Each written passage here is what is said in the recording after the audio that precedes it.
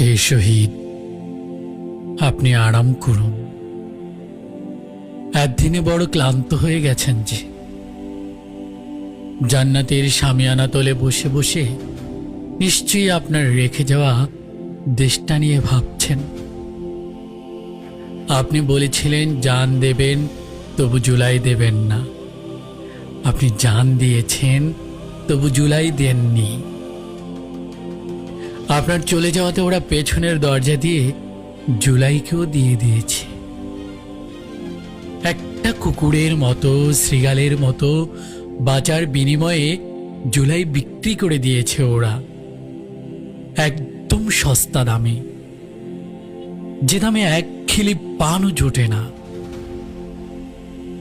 আপনাকে ভরসা দেয়া জুলাইয়ের নেতারা গদি নিয়ে ভীষণ চিন্তিত। আপনাকে ভুলে গেছে। প্রিয় হাদি, প্রিয় শহীদ, ব্যথিত হবেন না, কষ্ট নেবেন না। স্বার্থের রাজনীতির দেশে ইনসাফের রাজনীতি তো একজনই করে গেছেন।